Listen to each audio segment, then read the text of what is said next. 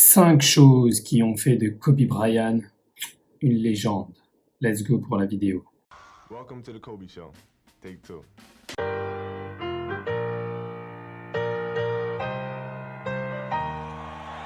You know I'm back, like I never left. Another sprint, another step, another day, another breath. Been chasing dreams, but I never slept. I got a new attitude and a lease on life is a peace of mind. Seeking a find I can sleep when I die. Want a piece of the pie, got the keys to the ride and shit. I'm straight. I'm on my way. Get up my way. I'm running late. What can I say? I heard you died twice.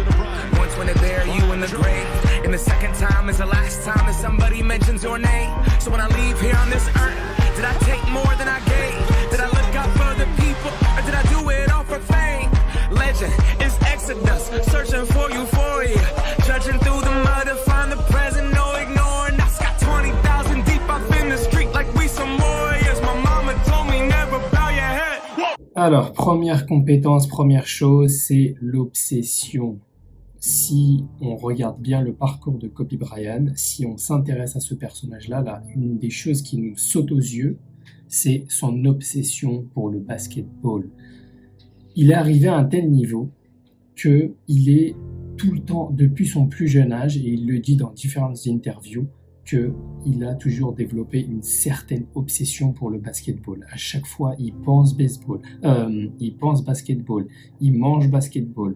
Tout ce qu'il fait, il pense toujours dans sa tête basketball. Tout au long de la journée, avant de dormir, quand il se réveille, en plein milieu de la journée, à chaque fois, il a développé une obsession pour ça. Et c'est ce qui fait qu'aujourd'hui, il en est, en fait, tout simplement où il en est. C'est pour ça qu'il est une légende, c'est par rapport à son obsession. Deuxième chose, c'est le travail acharné. Une des autres compétences qu'il a, c'est justement de passer massivement à l'action. Il passe tout le temps à l'action. Il est toujours en train de jouer avec son ballon. Toujours.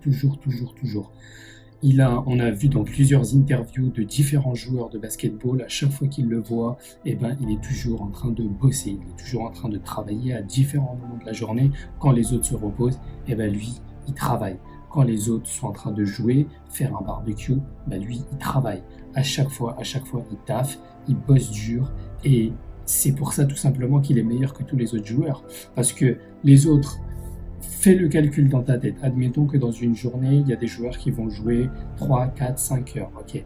Maintenant, fais le calcul sur plusieurs années. Si on devait voir Kobe Bryant qui fait, on va dire, 7, 8 heures, 9 heures de basketball.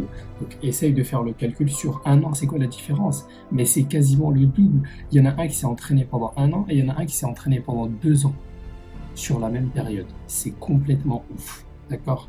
Donc ça, c'était le deuxième. La troisième chose, c'est tout simplement que toute sa vie entière, allait tourner vers son objectif, son goal.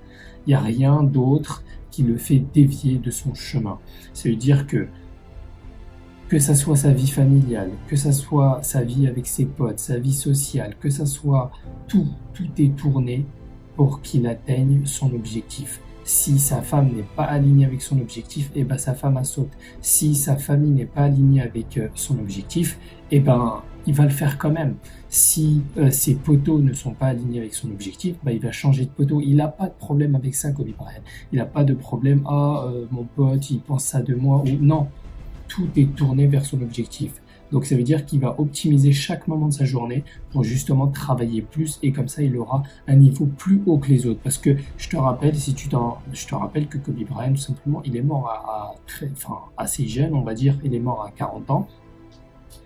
Et pour 40 ans il avait un niveau qui dépassait largement tous les joueurs que tu peux voir en NBA. Mais pourquoi? Mais parce qu'il avait quasiment le double, le triple, le quadruple de leur expérience. C'est justement pour ça.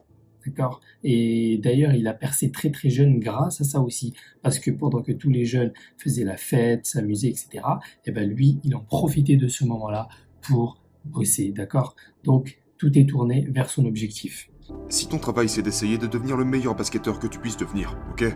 Pour faire ça, tu dois pratiquer, tu dois t'entraîner. Ok, tu veux t'entraîner autant que possible, aussi souvent que possible. Donc si tu te lèves à 10h du matin, et tu t'entraînes à 11h, ok? Midi, disons midi. Tu t'entraînes à midi, tu t'entraînes pendant 2 heures, de midi à 2. Tu dois laisser ton corps récupérer, donc tu manges, récupères, peu importe, et t'y retournes. Tu retournes t'entraîner à 18h. Tu t'entraînes de 18h à 20h. Et maintenant, tu rentres à la maison, tu te douches, tu manges, tu vas au lit, tu te lèves et tu remets ça, ok, ça fait 2 séances. Maintenant, imagine que tu te lèves à 3h et que tu t'entraînes à 4h, de 4 à 6, puis tu rentres à la maison, déjeunes, te relaxes, etc. Maintenant, t'es de retour encore une fois, de 9 à 11, ok, tu te reposes, maintenant t'es de retour encore une fois, de 14 à 16, et maintenant t'es de retour encore une fois, de 19 à 21. Regardez combien d'entraînements de plus j'ai fait, en commençant simplement à 4h. Ok, donc maintenant vous faites ça, et pendant que les années passent, la séparation que vous avez avec vos compétiteurs et vos pairs grandit et devient plus grande et plus grande et plus grande et plus grande et plus grande. Et quand vous arrivez à 5-6 ans, ça n'a plus d'importance quel genre de travail ils font pendant l'été. Ils ne rattraperont jamais le retard.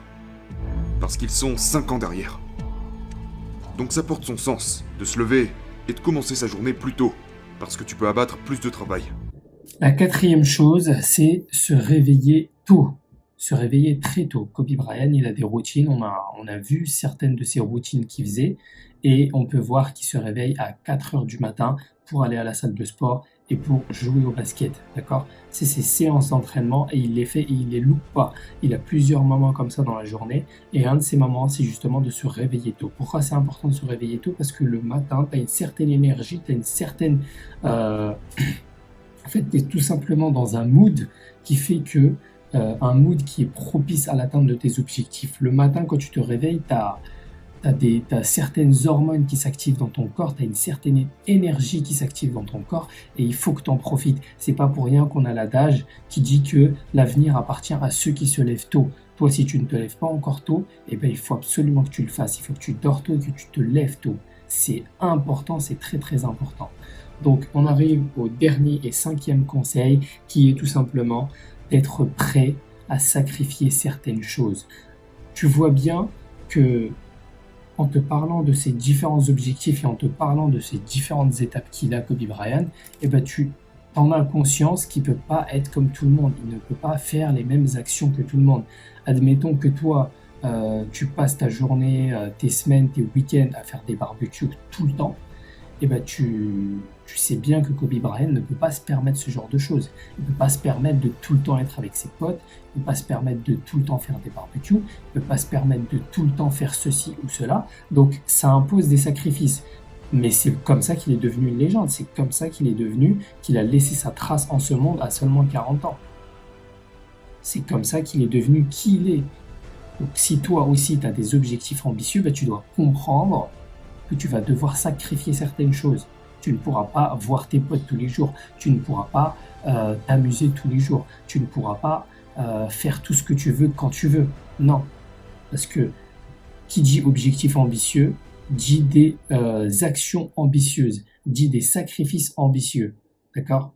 Il faut que les actions que tu mettes en place soient à la hauteur de ton objectif. Tu ne peux pas avoir un objectif ultra haut et avoir des actions ultra basses. D'accord ? Donc, admettons que tu as envie de devenir, je sais pas moi, astronaute, tu as envie de devenir le meilleur joueur du monde au foot, par exemple. Tu peux pas juste t'amuser toute la journée et faire 1 heure de foot tous les jours. Non.